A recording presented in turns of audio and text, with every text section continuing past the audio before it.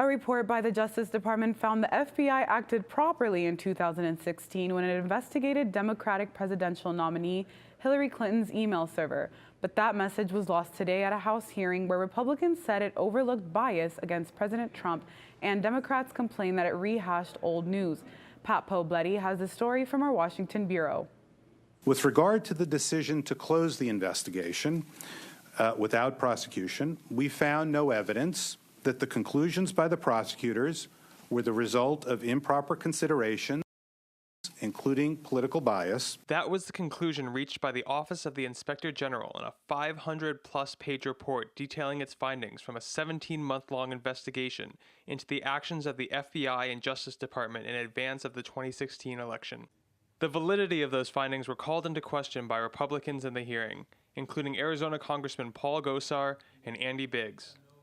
They wanted to know how the investigation wasn't considered biased when the Inspector General's report found that some officials within the FBI displayed bias against then-candidate Donald Trump. If prejudging the outcome of an investigation before it ends and prejudging the outcome of an investigation before it begins is not evidence of outcome determinative bias, for the life of me, I don't know what would be.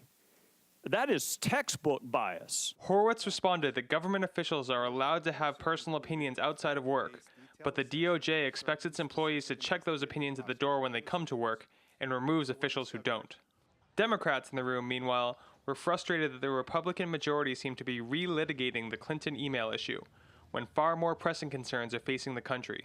Ranking Judiciary member Jerry Nadler interrupted Gowdy's opening statement to say that the committee should be addressing the family separation crisis instead. Mr. Chairman, before we hear from the Inspector General, I feel compelled to say something about a topic that is a more immediate priority.